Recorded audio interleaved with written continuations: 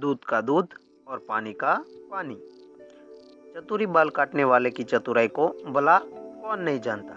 गांव तो क्या, आसपास के चारों गांव में भी उसके चर्चे आम है। अपनी बातों में उलझाकर वह अच्छे अच्छों को चारों खाने चित कर देता है। चाहे कितना भी बड़ा ज्ञानी हो, सुरमा हो या चालाक, उसके सामने सब देर के देर रह जाते हैं। लोग कहते हैं कि जितनी तेज उसकी कैंची चलती है, कच-कच उससे तेज उसकी जुबान और दिमाग चलता है, किसी कंप्यूटर से भी तेज। यूं ही एक दिन वह काम में लगा था। तभी चंदन बोला, जानते हो चतुरी, अलकू ने नई भैंस खरीदी है। मुरा भैंस। जब से नई भैंस आई है, उसके तो तेवर ही बदल गए। एक तो दूध में पानी मिलाता है और औने पौने दाम भी बताता है। बड़ी हेड़ की दिखाता है आजकल। अरे भाई, भैंस भी तो महंगी खरीदी है, और फिर ऐसे जानवर की देखरेख भी खूब करनी पड़ती है। सर्दी गर्मी में तो खास तौर पर उसका खान पान भी आम भैंसों से अलग होता है। फिर दूध तो महंगा होगा ही, उसमें भला हल्कू की क्या गलती। सुखिया काका ने अपनी अनुभव की बात कह दी।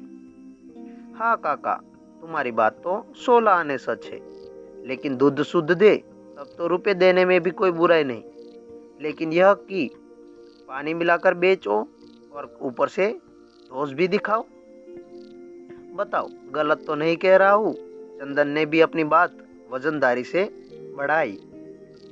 हाँ, फिर तो तुम्हारी बात ठीक है, और उसे तो अब चतुरी ही सबक सिखा सकता है। क्यों भाई चतुरी, क्या बोलते हो? सुखिया काका ने चंदन की बात का समर्थन करते हुए गेंद चतुरी के पाले में डाल दी। अरे काका, यह काम चतुरी के बस का नहीं। हल्कू भी अपनी बातों में माहिर है। यदि चतुरी ने हल्कू को पस्त कर दिया तो 1.25 किलोग्राम कलाकंद रामू हलवाई के यहाँ से लेकर तुरंत खिलाऊंगा, चंदन ने ताव दिखाते हुए कहा। वह तो बस हल्कू को सबक सिखाने के लिए चतुरी को तैयार करना चाहता था। तो बात पक्की, हार गया तो मैं खिला दूंगा। क्या कहते हो चतुरी, हो जाए?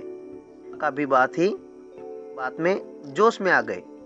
अब तक चतुरी चुपचाप सुन रहा था। दोनों में शर्त चतुरी को चढ़ाने के लिए ही लगाई थी। चतुरी भी कम न था। उसने तुरंत जवाब दिया, चलो देखते हैं काका, शर्त तो आप दोनों ने लगाई है। जीतू या हारू, कलाकंद तो खाऊंगा ही। बस आप लोग बीच में मत बोलना। ठीक है भाई, जैसे तुम कहो।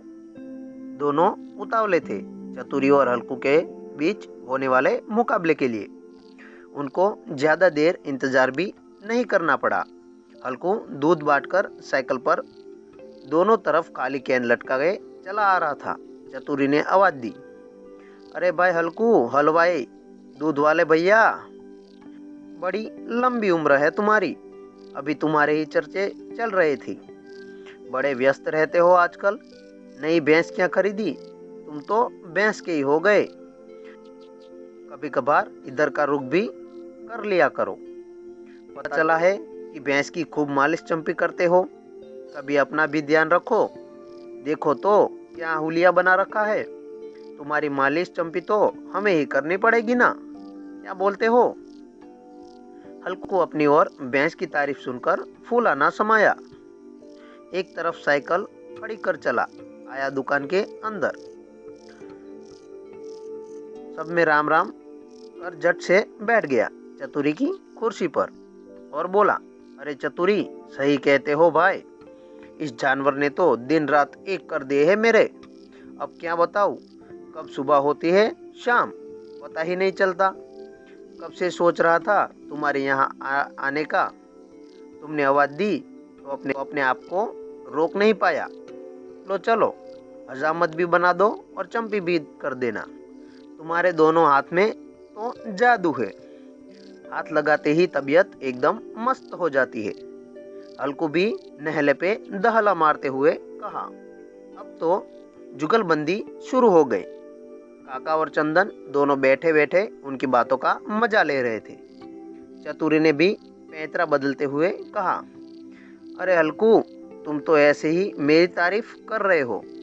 तुम अपनी सुनाओ। सुना है खूब खिलाए पिलाए करती पड़ती है मुरा भैंस की। कितने दूध देती है दोनों वक्त मिलाकर? हाँ चतुरी, खिलाना पिलाना तो खूब पड़ता है, लेकिन सब निकाल लेता हूँ। दूध तो दोनों वक्त मिलाकर अभी 31 लीटर देती है। फिर तो खूब कमाई बड़ी होगी। भला क्या भाव चल रहा है अभी दूध का? तारीफ भी खूब सुनी है, मैं भी सोचता हूँ तुम इसे शुरू कर दूं। चतुरी ने अस्त्रा चलाते हुए कहा। हाँ चतुरी, भला तुम्हें कैसे मना कर सकता हूँ। दूध का भाव तो 50 रुपये लीटर रखा है। खालिस बेचता हूँ। 5 लीटर तो मुखिया ही लेता है। 5 लीटर भीमू पहलवान, 10 हलवाई रामू काका, 2 पंडित के घर जाता है। बाकी 8 लीटर फूट कर जाता है। किसी को 1 तो किसी को आधा लीटर। दूसरे वक्त का भी यही हिसाब है। क्या करूं, सबका ध्यान रखना पड़ता है। बस भगवान की कृपा से चल ही रही है दाल रोटी। हल्कू बातों ही बातों में क्या बोल बैठा यह तो उसे भी पता नहीं था, लेकिन चतुरी यह सब सुन मन ही मन बड़ा खुश हो रहा था। उसने हल्कू के सिर में उंगलियां फिराते हुए कहा, उसी के भरोसे ही तो है। चतुरी हजामत बना चुका था। अब उसके हाथ मालिश चंपी के लिए चल रहे थे।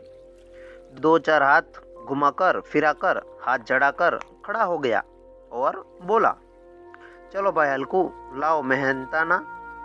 अब मैंने भी हजामत और मालिश चंपी के 50 रुपए कर दिए हैं। क्या कहा? 50 रुपए? ये कुछ ज्यादा नहीं हो गए? और हजामत भी कैसी बनाई है तुमने? अधकचरी सी, कहीं कहीं से तो बाल छोड़ दिए हैं, और तो और मूंछ भी छोटी बड़ी मिला दी है। आज चंपी भी ठीक नहीं की और कह रहे हो 50 रुपए? यह तो सरासर बेईमानी है। भला यह भी कोई बात हुई तुम्हारी? बताओ काका। अब तक बातों में उलझे हल्कू ने जैसे ही अपना चेहरा आईने में देखा तो चौंक गया और कीमत सुनकर तो भड़क ही गया।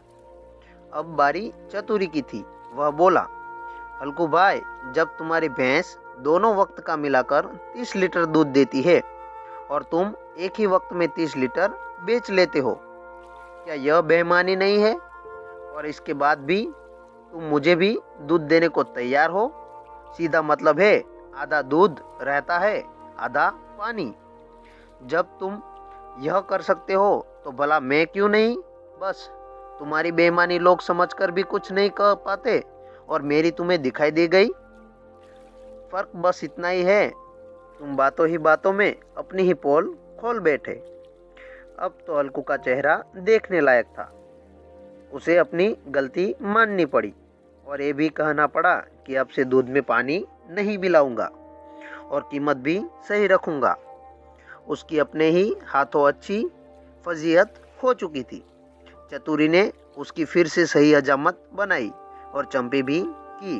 वह पैसे देकर चुपचाप अपनी साइकिल उठाकर जाने लगा तो चंदन और सुखिया काका एक साथ बोले, अरे हल्कू, शर्त का कंदकला तो खाते जा। तेरी भैंस के दूध से बना है। लेकिन हल्कू कब रुकने वाला था? वह तो साइकिल उठा, चटपट भागा और काका बोले, चतुरी, मान गए तुम्हारी चतुराई। क्या चारों खाने चित कर दिया तुमने हल्कू को। इसे कहते हैं दूध का दूध और पानी का पानी करना। ये कहानी आपको पसंद आई हो तो वीडियो को लाइक कर देना, चैनल को सब्सक्राइब कर देना और आपके दोस्तों के साथ शेयर कर देना। मिलते हैं एक नई वीडियो के साथ, तब तक के लिए बाय बाय।